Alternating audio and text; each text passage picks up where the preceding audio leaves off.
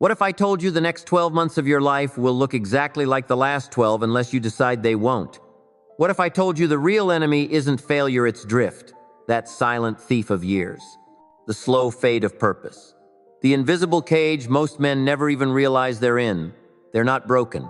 They just never chose to rise. Listen carefully. This is not entertainment. This is not inspiration. This is a reckoning, a line drawn in the sand. This is not information. It is transformation. But only if you choose to absorb it, to install it into your very wiring.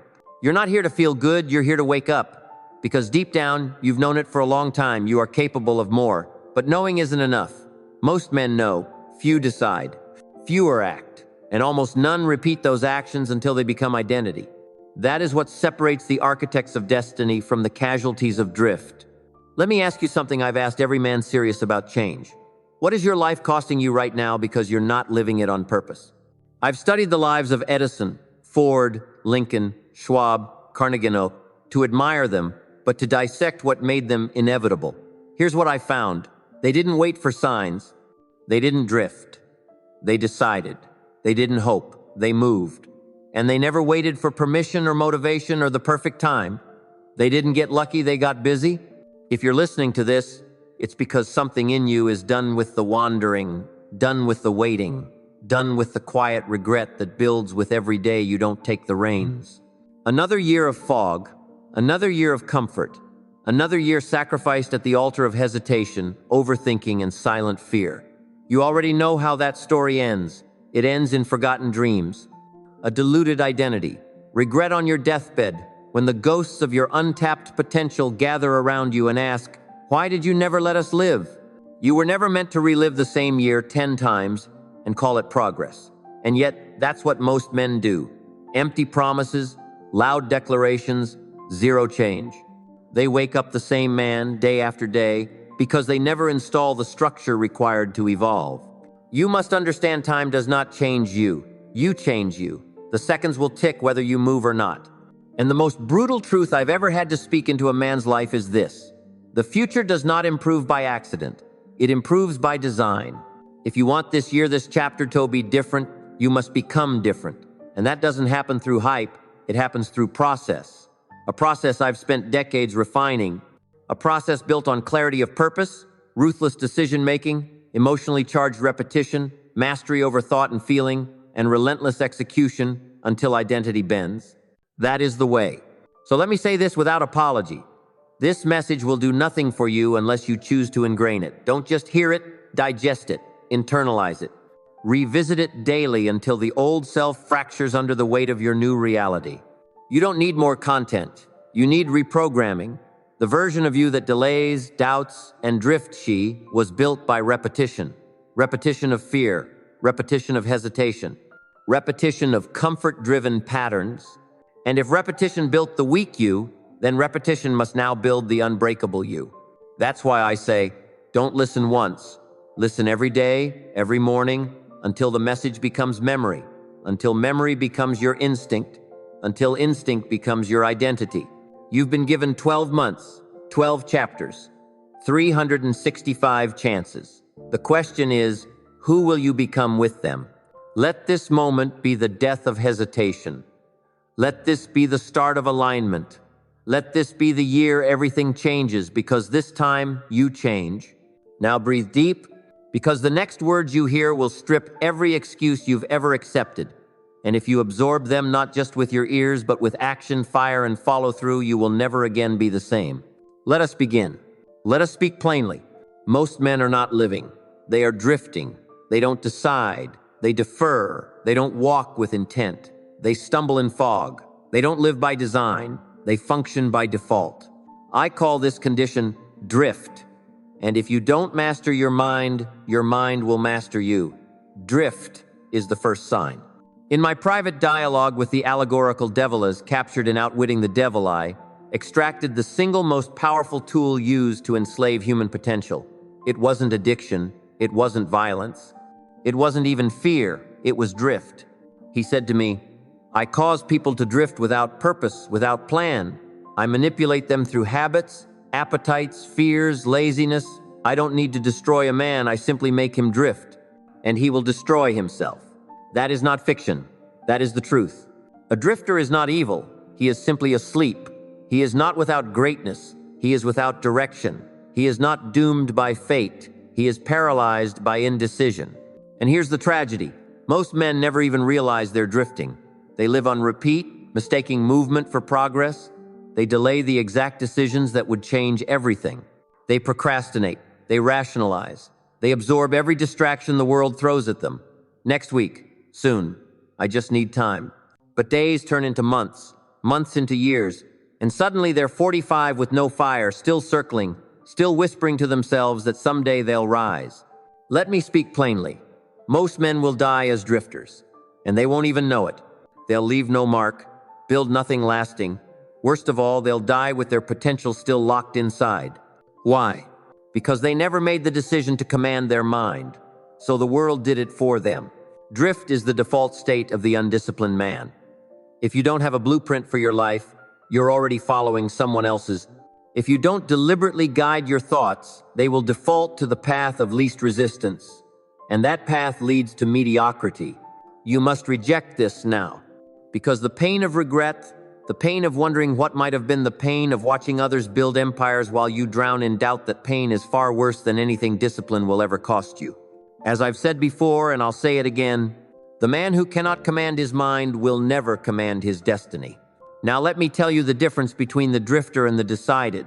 The drifter waits, the decided man moves, the drifter reacts to life, the decided man designs it, the drifter fears failure. The decided man understands failure is feedback. The drifter waits for permission. The decided man issues orders to himself. You must become the latter. You must declare war on drift, not next week, not when it's convenient, now. And how do you do that? You install what I call the definite chief aim. This is not a wish. This is not a vague desire scribbled in a late-night journal. This is the single, consuming purpose of your life written in stone, engraved into your subconscious, repeated daily with unshakable conviction until it becomes your very identity. Without it, you will wander. With it, you will build. Your definite chief aim is your anchor in the storm, your compass when the path is unclear, your fuel when energy runs dry. Every man who ever created something lasting, Carnegie, Ford, Edison, Lincoln, had this in common. They knew precisely where they were headed. Not one day, not eventually, now. And you must make that same decision. No more soft intentions, no more vague goals, no more, let's see how it goes. That mindset belongs to drifters. You are not here to drift. You are here to command. Let me hand you a tool. Use it every morning. Declare it with power, with fire, with focus. Say it aloud. I know where I am going. I know who I am. I do not drift, I decide. I design. I dominate. Let this affirmation become your weapon. Let it shatter the version of you that delayed, that coasted, that made excuses. Every time you say it, your subconscious listens. And when your subconscious hears it with repetition and emotion, it installs it as law. This is not magic. This is engineering. You rewire the brain through repetition. You rewrite your identity through command. You must now build a life where drift cannot survive. That means rituals. That means discipline. That means eliminating every backdoor into your old self. Burn the distractions. Burn the bridges. Because the price of one more wasted year is not just time, it is identity. You don't just lose 12 months when you drift. You lose the man you could have been. So hear me clearly. This is your wake-up call. Not from a mentor, not from a boss, from your own conscience. Drift is the silent killer of men. It doesn't attack you. It seduces you. It doesn't steal your life. It convinces you to give it away. And the only antidote to decision, declare your definite chief aim, burn it into your mind, and from this moment on, repeat with fire. I know where I am going, and I refuse to drift. Say it often. Say it with force.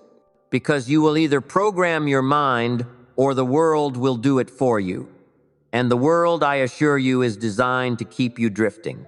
There is a law that governs progress. Before a man wastes a year, before he forfeits his potential, before he wakes up older but not closer, he first wastes his thoughts. He doesn't lose the year on a calendar. He loses it in his thinking. Your life is not dictated by time, by economy, by chance. It is dictated by how fiercely you command your thoughts. Everything you are, everything you do, everything you achieve begins with thought. Every failure first permitted in the mind. Every victory first built in the mind. This isn't theory. This is law. I once said in Think and Grow Rich, more gold has been mined from the minds of men than from the earth itself. And that truth still stands. The average man lives in reaction. He is told what to think, what to want, what to fear. He listens to voices not his own. He receives thoughts like a beggar catching crumbs. And then he wonders why his life feels small. But the uncommon man who builds she does not wait for life to speak first. He speaks, he commands, he declares what shall be believed. And he repeats it until it becomes part of his being. You will not lose this year because you were too busy. You will lose it if you let the world shape your thoughts. Because the mind, left untrained, becomes a sponge soaking up fear, limitation, distraction. And soon those thoughts become beliefs. Those beliefs shape decisions. And those decisions build your calendar. Do you understand what I'm saying to you? Your year is being written in advance right now by the thoughts you allow to live in your mind. That is why for decades I have preached one method above all: auto-suggestion. The deliberate, emotional, daily repetition of chosen thoughts. That is how a man reclaims authorship over his story. Because if you do not practice auto-suggestion, the world will perform it for you. You won't be hypnotized by a man in a black cloak. You'll be hypnotized by headlines, social media, gossip, distraction, mediocrity repeated until they sound like truth. If your thoughts drift, your life will follow. The greats I studied, Edison, Carnegie, Ford, they all had this secret. They repeated their aim, they envisioned their outcome, and they did not permit a single thought that contradicted their objective. They weren't lucky, they were intentional. They lived by a truth. Thought is cause, circumstance is effect. If you lose time, it's because you lost command. And if you waste another year, it won't be because you didn't have time. It will be because you failed to program the mind that governs your time. No man can accomplish outwardly what he hasn't first demanded inwardly. Habits begin in thought. Direction begins in thought. Even your self-worth is born in thought. So let me ask you directly, are you feeding your mind the thoughts of a king or the noise of a coward? Because every time you say, I'll wait, or I'll decide later, you are handing over the steering wheel of your life, and someone else is reaching for it. Every man walks in the direction of his dominant thoughts. If your thoughts are undisciplined, your life will be chaos. But if your thoughts are governed, your path will be guided by strength. Let me give you the tool that changed everything for me and for thousands of men I've mentored. Daily auto-suggestion. But not hollow words. Words with power, words with presence, words repeated until they burn into your bones. You must speak the identity you are becoming. And you must do it every day because the world is whispering fear into you every hour. I'm not telling you this for inspiration. I'm telling you because your subconscious is always listening. It doesn't act on occasional thoughts. It acts on dominant ones. And what you repeat with emotion becomes what you believe. And what you believe becomes what you build. You might say to me, but Mr. Hill, what if I don't believe these words yet? And I would say this: you don't speak them because they're true. You speak them until they become true. This is not deception. This is direction. You are not lying. You are leading. You are not pretending. You are programming. Let your mind hear this daily without interruption. I command my thoughts. I do not obey fear. I do not drift. I decide. I direct. I dominate. I write my year with intention. I write my day with purpose. I command my direction, and the world must follow. Say it upon rising. Say it before rest. Say it when doubt comes knocking, and do not whisper it, declare it. Visualize yourself walking with certainty. See yourself rising while others delay. Feel the power of command pulsing through your chest. Because the world will always reflect back to you in proportion to what you believe you're allowed to receive. Do not let another year slip through your hands because you obeyed fear. Do not arrive at another December asking where the months went. The answer is always the same: the mind. So reclaim it, program it, repeat it. This is how you destroy drift. This is how you build momentum. This is how you take back time before it vanishes into regret. Let me leave you with this. There are men who walk this earth as ghosts. not because they were born weak, but because they never learned to think with strength. And there are men who reshape history, not because of genius or wealth, but because they commanded their thoughts like a general commands his army. You have that same mind, that same capacity, and now you have this speech, this instruction. Use it, repeat it, install it, because your time is already being written either by the world or by you. Say it once more with force. I command my thoughts. I do not obey fear. Let that be the drumbeat of your day. Because when you own your mind, you own your year. And when you own your year, you shift your life. Success is not a thunderclap. It is not a sudden explosion of luck or brilliance. Success, as I have seen in every man who ever ascended, is the result of disciplined action, executed day after day. With or without applause. With or without results. With or without the comfort of clarity. You must understand this if you ever hope to stop wasting your time and finally build the life you were meant to live. Most men lose years waiting. They wait for clarity, they wait for motivation, they wait for the perfect moment. But I'm telling you now, that is the lie. There is no perfect time. There is only the moment you decide to begin. All greatness is built brick by brick, not in outbursts of glory, but in quiet, invisible labor. Think of Thomas Edison. Do you believe the light bulb came in a moment of genius? Number? It was forged on the ashes of over 10,000 failures, 10,000 silent trials, mocked by others, questioned by his own mind. But he persisted because he understood the principle. Repetition is not punishment. It is preparation.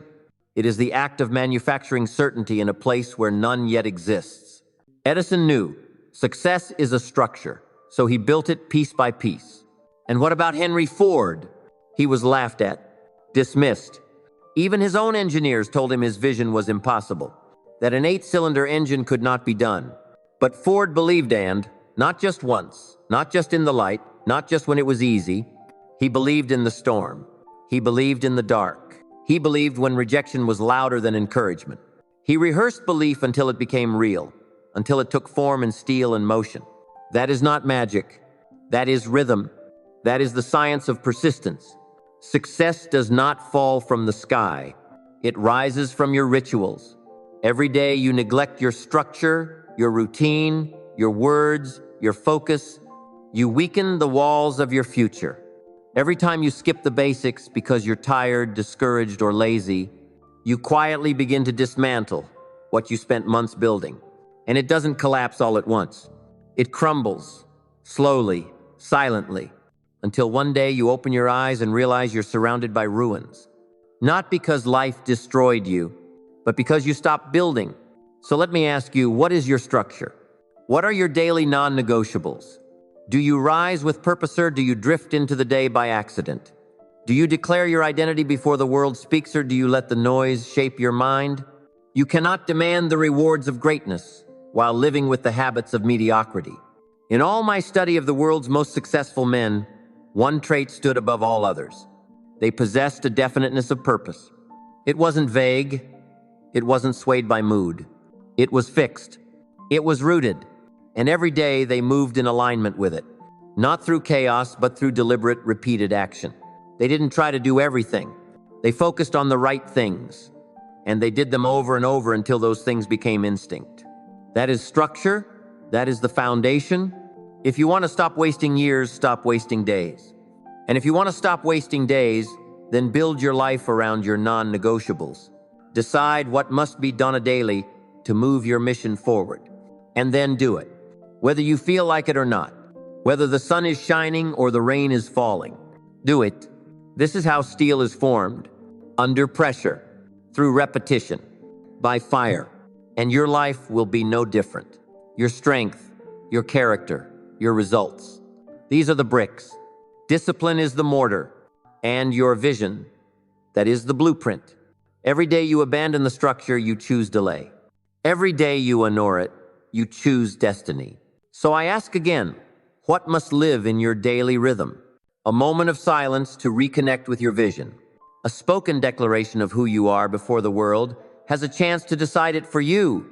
I build myself daily. I do not skip the foundation. A single act of progress, no matter how small, no matter how difficult. And at night, a reflection. Did I build or did I wait?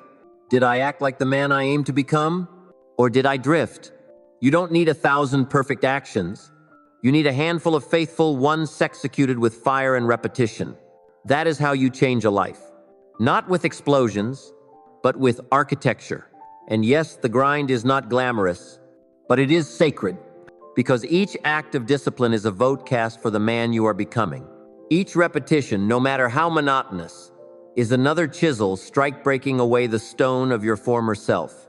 And if you continue, if you keep going, then one day you'll lift your eyes and realize you have become the very vision that once felt so far away, so foreign, so impossible. That is how men are made. That is how legacies are forged. So I say it again. Success is not a spark. It is not luck. It is not a moment. It is a structure built brick by brick and honored daily. The only question left is this: will you build or will you drift? Repeat after me. I build myself daily. I do not skip the foundation. Say it every morning. Say it when no one's looking. Say it when you feel like quitting. Because the man who lays bricks when no one claps, the man who builds in silence, he becomes the man the world cannot ignore. Now take a deep breath, look at the day ahead, and lay the next brick. There is no force more destructive to progress than delay. Not failure, not fear, not fatigue. Delay is the silent assassin. It arrives dressed as wisdom. It speaks softly, whispering, wait, wait until you're ready. Wait for a better moment. Wait until you're sure. But those who obey that voice never climb. They wait, they prepare. They postpone their destiny in the name of caution. And one day, they realize time didn't wait for them. Let me be clear. Waiting for motivation is a lie. It is betrayal dressed as reason. It is the death of your future wrapped in comfort. Motivation is a luxury. It's a guest that visits when it pleases but never stays. You cannot build a life on something so inconsistent. The man who depends on motivation is like a farmer who depends on perfect weather. He may harvest once, he may starve the next. Study the lives of those who shaped the world: Carnegie, Edison, Ford. None of them built on motivation. They built on decision. Swift, committed, irrevocable. Andrew Carnegie once told me, "The man who hesitates is already defeated. The opportunity is gone before he's even reached for it." He believed it as I do that success belongs to the man who moves, not the man who waits for the stars to align. What is the myth of someday, if not fantasy? How many men take their dreams to the grave because they waited to feel ready? I've walked among thousands of dreamers. Most didn't fail. They delayed. They waited too long. And the fire that once lit their souls turned to ash beneath layers of comfort, procrastination, and fear disguised as logic. If you're waiting for the right moment, hear me now. It doesn't exist. The right time is not coming. The right time is now. And if you don't make it now, you won't make it ever. Emotional reasoning is a sickness. It's a habit that destroys discipline. It's the voice that says, "I don't feel like it today. I'm tired. I'm not inspired." These are death sentences to your potential. The man who wins doesn't ask if the mood is right. He moves and lets the mood catch up. You must build a bias for execution. Immediate, relentless. This is not recklessness. This is responsibility. Responsibility to your calling, to your future, to the man you are meant to become. The moment the idea strikes, move. The moment fear whispers, step forward.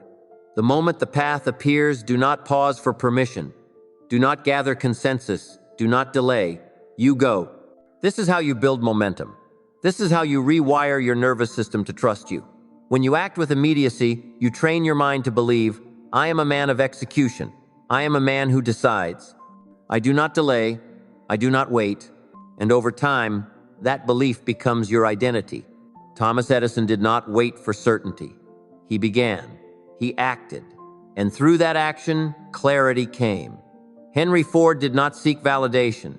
He moved first and made the world adjust. And now you must decide. Will you wait for fear to leave, or will you act and watch fear step aside? Because the truth is this: fear does not vanish with time. It vanishes with motion. Do not become the man who spends another year thinking about change.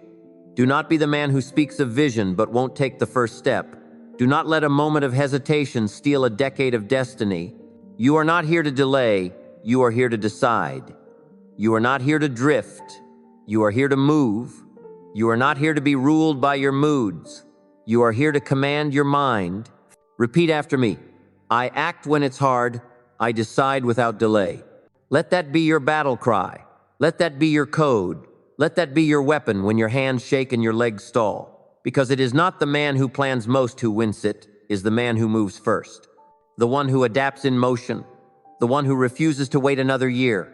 This is the law of immediacy. This is the standard of power. You do not rise by waiting. You rise by deciding and then acting again and again until the world bends to the will you forged in silence. Every man has felt fear. Every man who ever built, who ever stood, who ever changed the world, he did so with fear standing beside him. But here is the line that separates the average from the extraordinary. The weak obey fear, the strong do not. The strong feel it, they see it, but they do not follow it. Thomas Edison was not fearless. He failed 10,000 times before inventing the light bulb. What man could face that without fear? He feared wasting his life. He feared ridicule. But he moved anyway. Henry Ford was not without doubt. He was mocked, dismissed, told he was chasing a fantasy. He risked his fortune, his name, his future on an idea no one believed in. But he built it anyway. Abraham Lincoln carried the weight of a fractured nation on his back. Through war, division, and relentless attack, she did not retreat. He walked through fear. Andrew Carnegie rose from poverty, but with wealth came greater fear, the fear of failure, of responsibility, of not measuring up, but he did not let fear lead, he mastered it. So I say to you, fear is not your enemy. It is a signal, a marker, a message. But the moment you obey it, bow to it, shape your decisions around it, you have made it your king. Most men never understand this. They think they must eliminate fear to act. They think courage is something that arrives before movement. They wait, and they wait forever. You do not wait for fear to fade.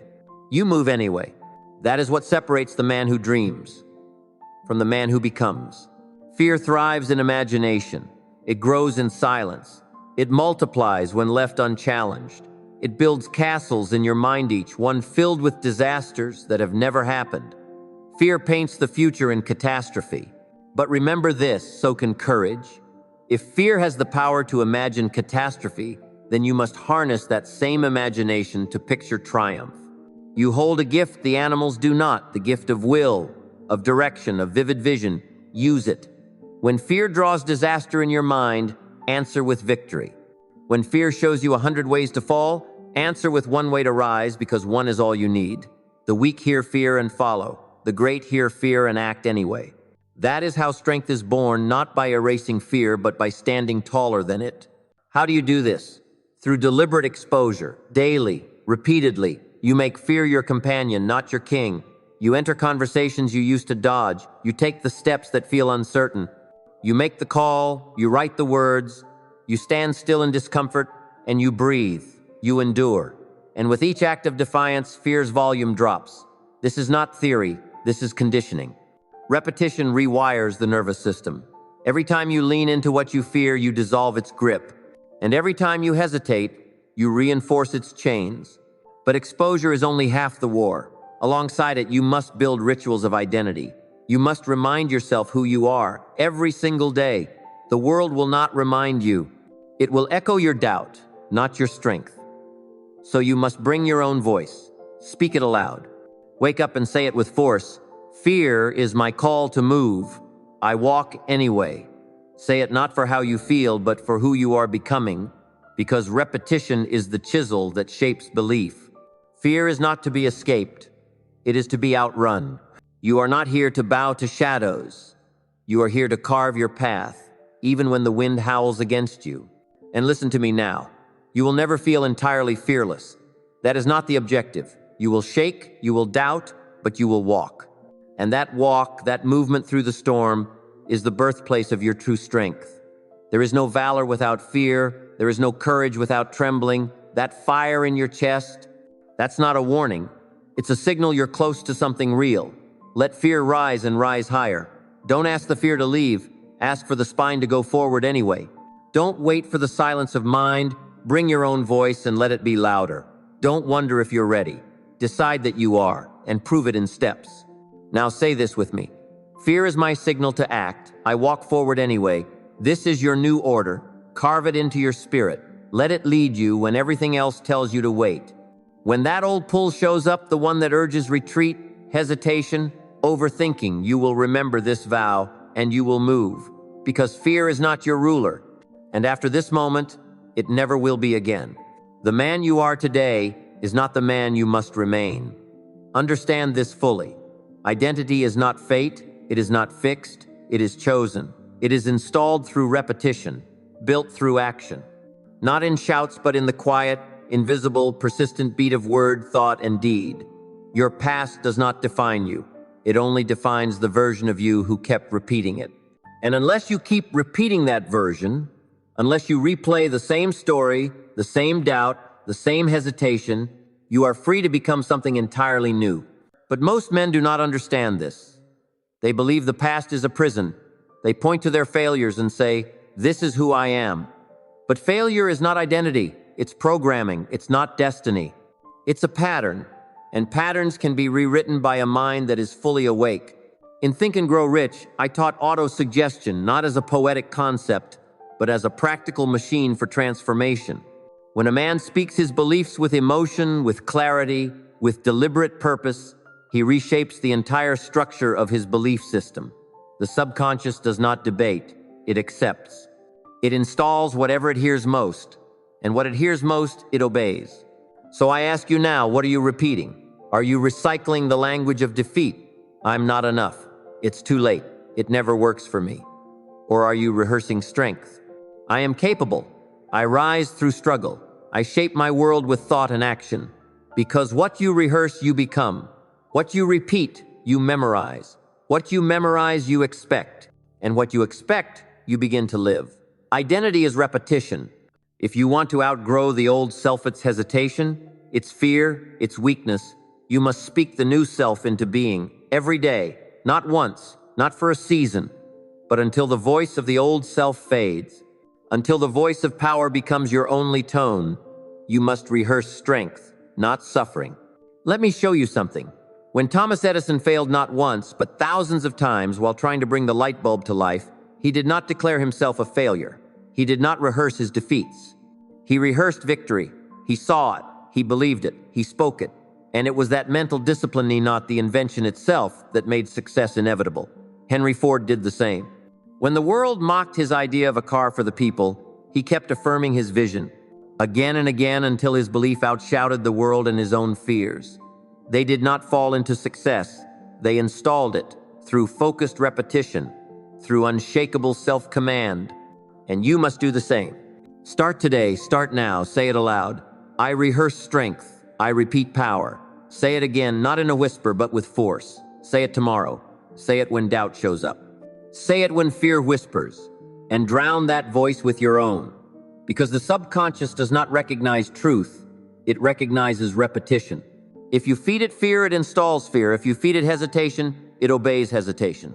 But if you feed it strength, clarity, and mission, it constructs a man who cannot be broken. And this is not theory. This is the rhythm of transformation. All change is repetition.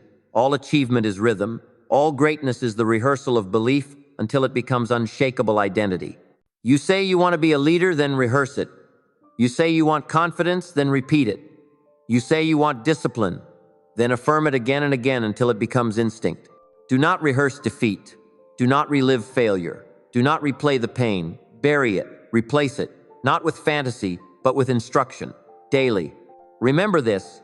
Your subconscious is your builder, and it does not construct what you wish for. It constructs what you repeat. This is why men revert to the same patterns even after reaching success, because they stop the installation. They stop reinforcing the new identity. And so the old self returns like a thief in the night, quiet, familiar, and dangerous. You must never stop building. Never stop declaring your new name. Never stop reinforcing the man you are becoming, or the man you once were will reclaim his throne. Write your identity every day. Burn it into your soul. Speak it with command.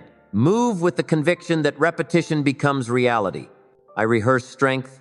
I repeat power. This is your creed. This is your framework. This is the hammer that shatters the chains of your former self Do not dismiss it as simple. Simplicity is the secret. The mind doesn't change through complexity. It changes through clarity, intensity, and repetition. Speak your truth. Feel it. Live it. Repeat it. Until your old self, the one who hesitated, who doubted, who drifted, is no longer recognizable. In his place will stand a man of precision, a man of direction, a man whose every movement is powered by conviction, because he did not rehearse weakness, he rehearsed power, and so power became him. The future does not arrive by chance. It is summoned by your habits, shaped by the invisible decisions you make when no one is watching, and forged by the system of thought and action you've either built or neglected to build. The year ahead is not some accident waiting to unfold. It is a consequence waiting to be claimed. Let me speak plainly. Your habits today are already carving out your calendar for tomorrow. And every man, whether consciously or not, is a builder of futures. The only difference between the man who succeeds and the man who is defeated is this. The successful man takes authorship. The defeated man lets life write his script.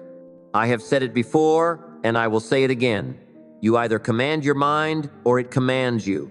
Extend that further. You either command your time or it commands you.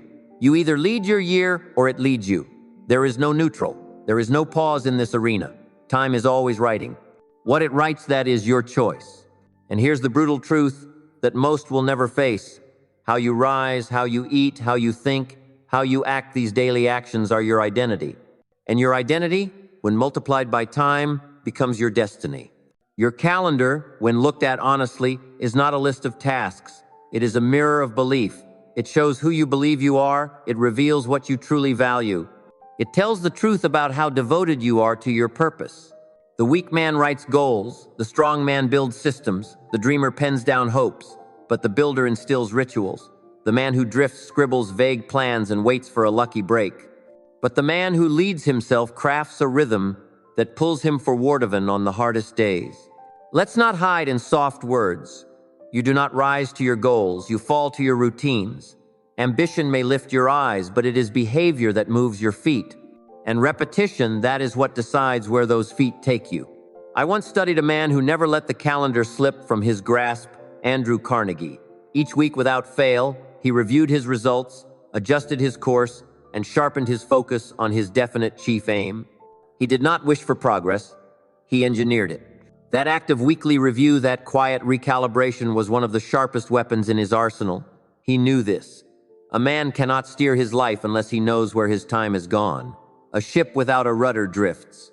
A man without a system becomes a ghost of what he could have been. So hear me, you must become a steward of your time. You must not simply use your calendar, you must master it. Time is not a luxury, it is your most valuable currency. And every hour spent is a vote for the man you are becoming. If you want to rise, install a weekly ritual of reflection. Sit with yourself. Ask the real questions. What did I do that honored my mission? What did I allow that weakened me? Where did I act with discipline? Where did I drift? Write it down. Adjust. Recommit. You'll find more transformation in one brutally honest review than in 10 motivational speeches. Because transformation doesn't come from hype. It comes from self-governance, from structure, from repeated effort until excellence becomes second nature. Let me give you a tool, call it calendar discipline. Do not begin your week asking, what do I feel like doing? Begin it by declaring, what must I do to honor my purpose? That shift from emotion to principle will redirect your life. Each Sunday or whatever moment you choose, review the days ahead. Block time for execution, for reading, for affirmations, for rituals that align you with the man you are becoming. These are not optional. These are your armor, and they must be treated as sacred, because your time is not just about efficiency. It is about identity. What you give time to, you become. You don't need more time. You need more precision. You don't need a better plan. You need a stronger commitment. You don't need permission. You need discipline. Every man I have studied, Edison, Ford, Schwab, they treated time as sacred ground. They defended it. They invested it into that which multiplied them, not into distractions that diminished them. And you must do the same. Let this become your daily affirmation. My habits honor my mission. My time is mine. Say it with force. Let it echo inside you before the world tries to steal your hours. Say it when doubt rises. when comfort calls, when distractions claw at your focus. Say it until your subconscious rejects waste. Because your time is not just your schedule, it is your life. And the man who commands his time commands his future. Do not let another year write itself. Write it line by line, week by week, habit by habit, until one day you look back not in regret but in pride. Not because you waited for the future, but because you built it. There is no neutrality in identity. If you do not define who you are, if you do not consciously choose your character, your mission, your values, then rest assured, someone else already has. It might be the voice of a parent, the pressure of a peer, the expectation of a culture that loves comfort and rewards obedience. But know this, the man who does not define himself will always be defined by someone else. This is one of the hardest truths I've uncovered in my study of powerful men. Not one of them drifted into greatness. Not one of them stumbled into identity. Andrew Carnegie did not hope to become an empire builder. He decided he would be. Thomas Edison did not stumble upon invention. He trained himself to become the kind of man who would not stop until it existed. Henry Ford did not adopt the world's idea of realistic. He imposed his vision upon the world and made it conform. This is the law. The world does not reward the man who waits to discover himself. It bends to the man who creates himself daily, deliberately, and without apology. And yet the average man lives by default. He mimics the moods and opinions of those around him. He adopts language that weakens him. He follows ideas that shrink him. And when challenged, when the pressure rises, retreats behind phrases like, "That's just how I am," or "I'm not the kind of person who," but what he fails to see is this: identity is not a description.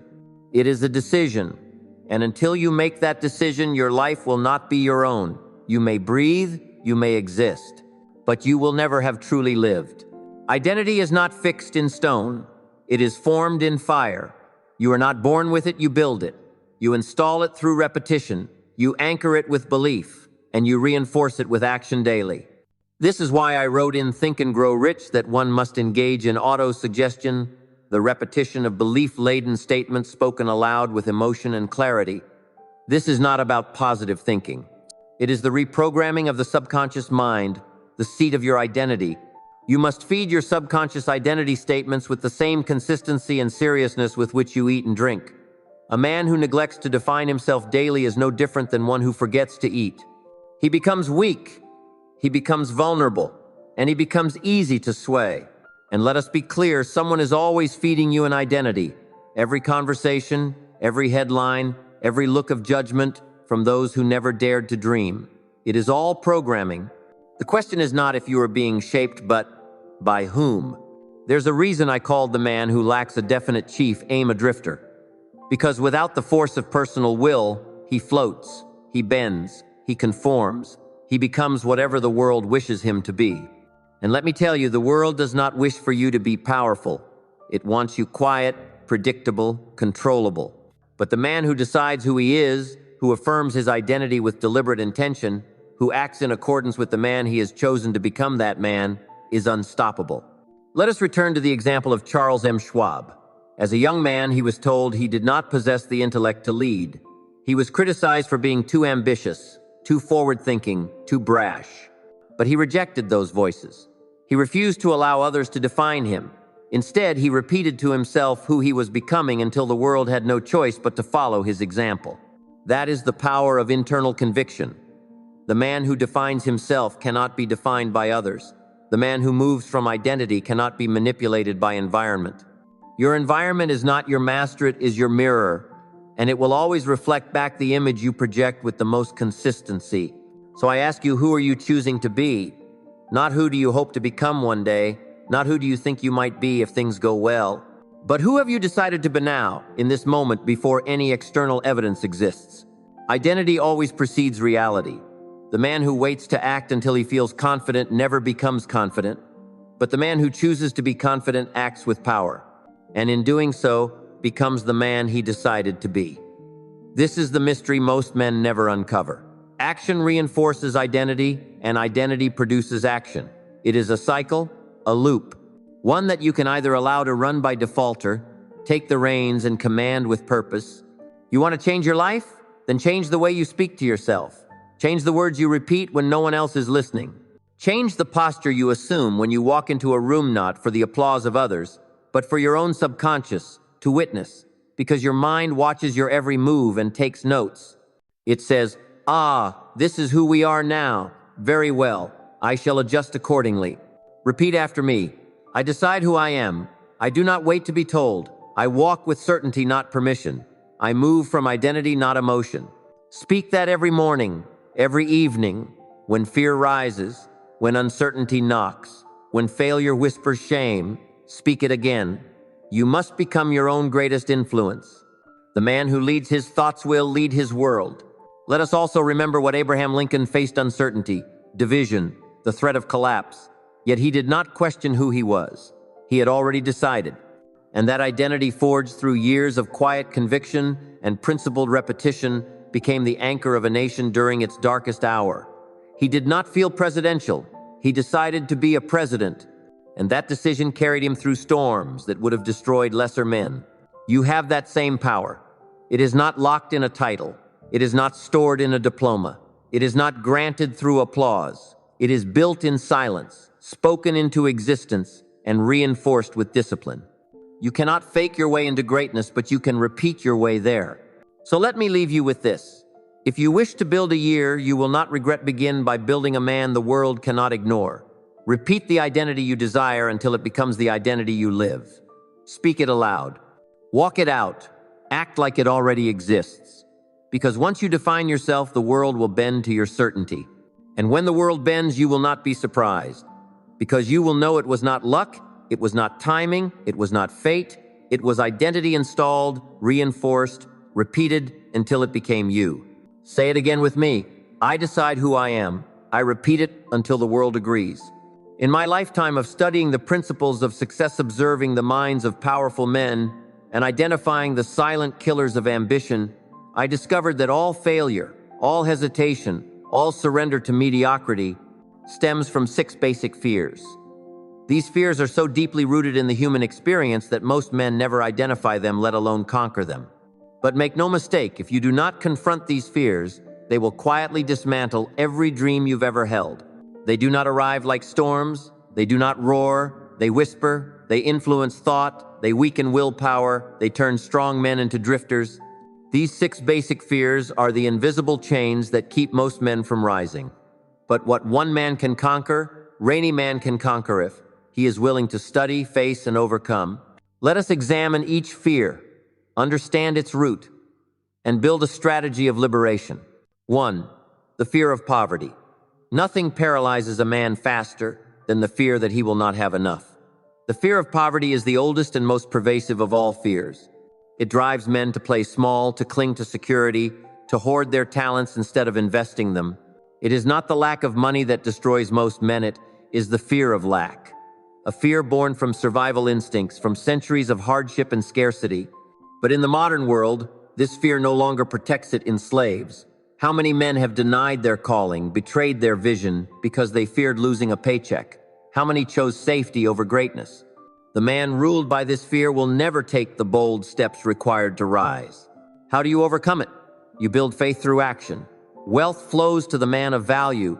Begin delivering value, and the current begins. Develop a definite chief aim, because purpose kills poverty thinking. When your focus is locked on what you're building, you stop fearing what you might lose. Practice abundance. Speak it aloud. There is always more opportunity, more vision, more to give. Affirmation: I do not fear poverty. I create wealth through service, vision, and discipline. 2. The fear of criticism. More dreams have died from this fear than from failure. The fear of criticism turns once bold men into silent spectators. It keeps books unwritten, businesses unbirthed, speeches unsaid. It convinces men to trade their vision for validation. This fear is old. It was taught in childhood, shamed for speaking up, mocked for reaching, laughed at for dreaming. And so the subconscious learned, stay quiet, stay safe. But no man has ever risen to power by staying silent. Every great leader, every innovator, every man who mattered was criticized, brutally, publicly, repeatedly, and they stood anyway. How to overcome it? Detach from opinions. Critics don't build, they watch. Their voice holds no weight unless you give it permission. Build inner validation. Praise yourself for your courage. Keep your own scoreboard based on effort, not applause. Begin acting publicly. Speak even when your voice shakes. Publish your truth. Lead, even trembling. Affirmation. I am not ruled by critics. I am built by purpose, not permission. 3. The fear of ill health. This fear turns strong men into passive worriers. It feeds on every ache, every twitch, every uncertainty. It turns symptoms into shadows and shadows into monsters. And the more you focus on illness, the more your body responds in kind. Understand this. Thought shapes biology. The mind that fears sickness welcomes it. The man who obsesses over disease will feel weak, even when he's well. This fear drains joy, kills spontaneity, steals energy. It locks men in retreat, always cautious, always waiting. How to overcome it? Live proactively. Eat like you love your body. Move every day. Breathe with presence. You are not fragile. You are a fortress. Visualize your strength. See your body healing, moving, thriving. Obsess not over symptoms, but over life. Don't scan for sickness. Scan for possibility. Affirmation. I am strong, healthy, and full of energy. I build my body with thought, movement, and gratitude. 4. The fear of losing love. This fear has birthed more jealousy, more anxiety, more despair than any other.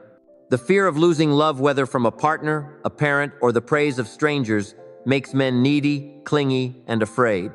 It is the root of cowardice in both life and relationships. The man who fears losing love cannot move boldly because he's placed his worth in someone else's hands.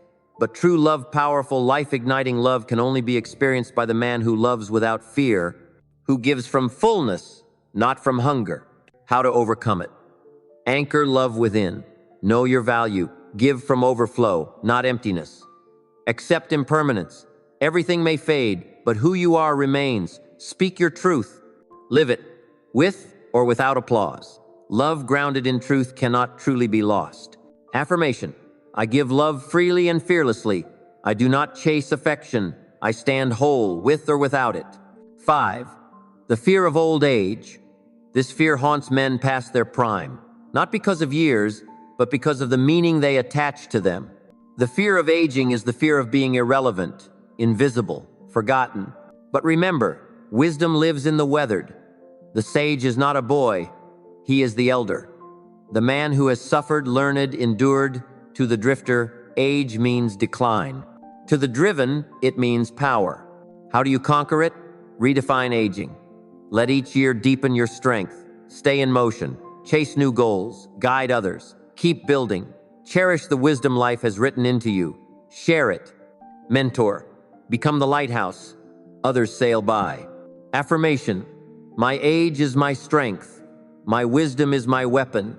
My mission does not expire. 6. The fear of death. The deepest fear. The final fear. It paralyzes those who haven't lived. It haunts the man who ignored his calling, betrayed his gifts, buried his dreams. It whispers to him in the quiet, you never really lived. But the man of purpose, the man who gives, serves, builds, she sees death differently. Death is not defeat, it is punctuation. It is legacy. You cannot control death's hour, but you can control the intensity with which you live. How do you overcome it? Live like time is fire. Say what must be said, do what must be done, build what must outlast you. Let death be your teacher, let it wake you up. Affirmation. I do not fear death. I fear a life unlived. I rise daily with intention and leave nothing undone. Let us be clear. Fear will never fully vanish. That is not the goal. But you can outgrow it. You can see it, name it, move through it. The man who overcomes these 6 fears is not invincible. He is intentional. He chooses thought over panic, purpose over paralysis, movement over hesitation. He does not obey fear. He walks beside it and never lets it touch the wheel. Repeat these truths. Live these affirmations. Create rituals that awaken courage. Because if you do not rise above fear, fear will always drag you beneath your potential. So I say it now, and I ask you to speak it with me. I am not ruled by fear. I face it. I understand it. I rise above it, and I lead my life with courage and clarity. Now walk forward. The fears may whisper, but they will not win. There is a power so fierce, so commanding, so foundational to all achievement that without it, no work, no effort, no dream will ever become real. That power, my friend, is faith. And before you confuse it with blind belief, let me make it plain. I am not talking about hope. I am not talking about luck. I am not even speaking of religion. I am speaking of faith as a state of minden, emotionalized conviction so dominant, so absolute, that it alters the very rhythm of your thoughts and compels your subconscious to act with unwavering precision toward its goal.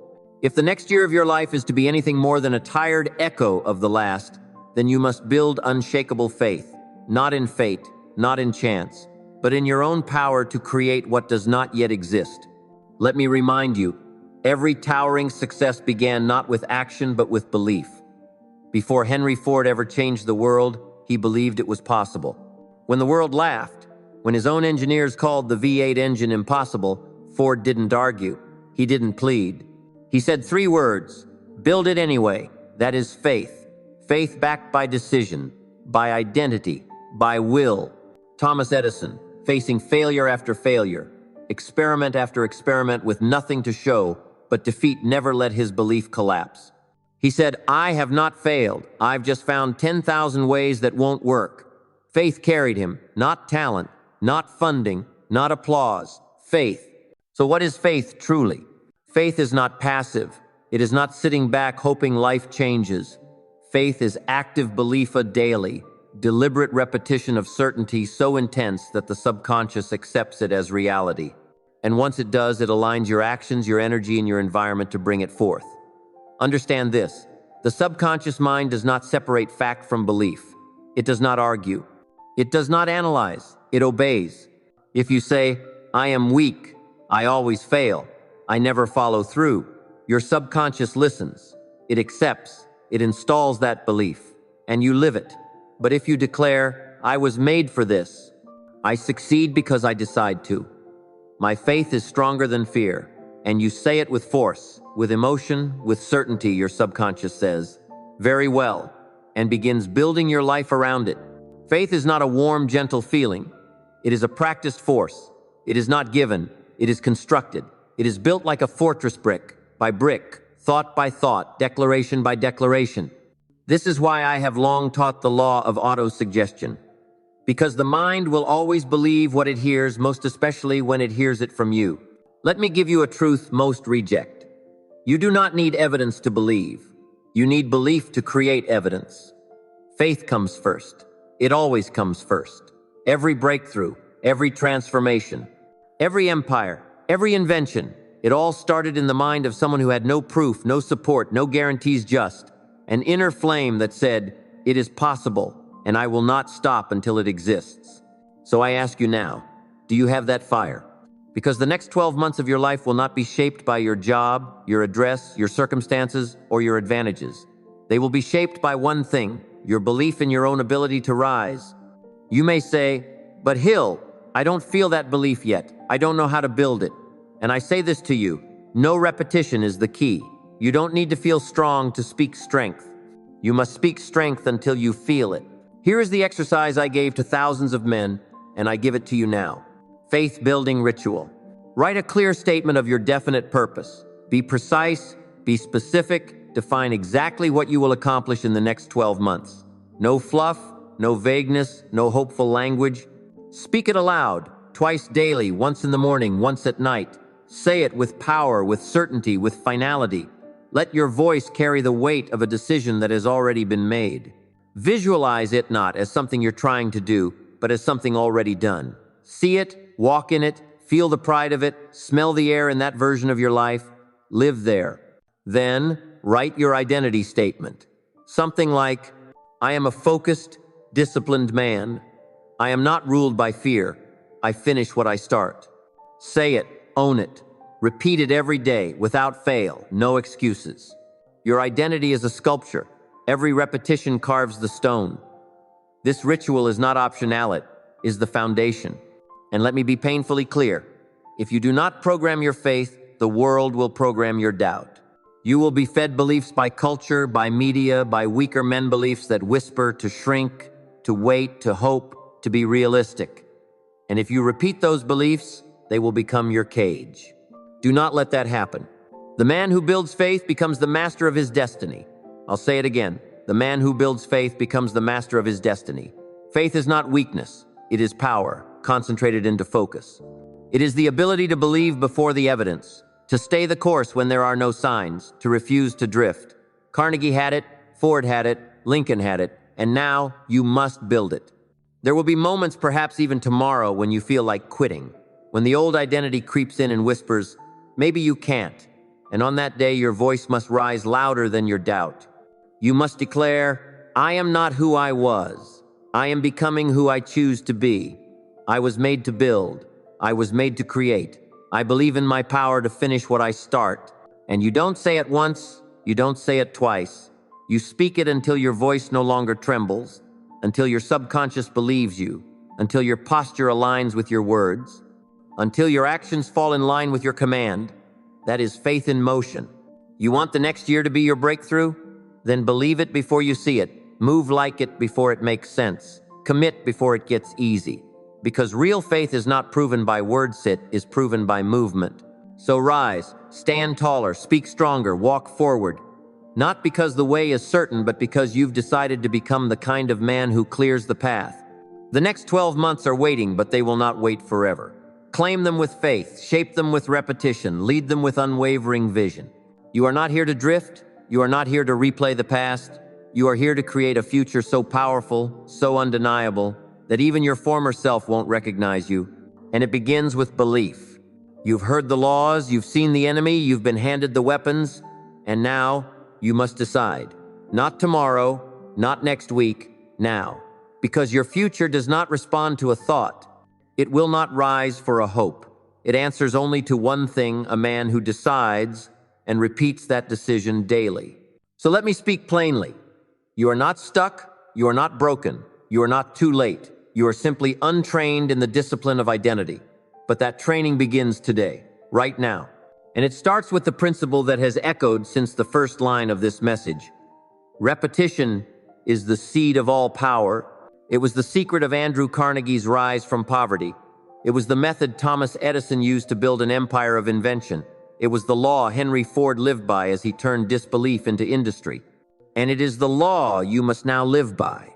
Because you cannot listen once and expect to change.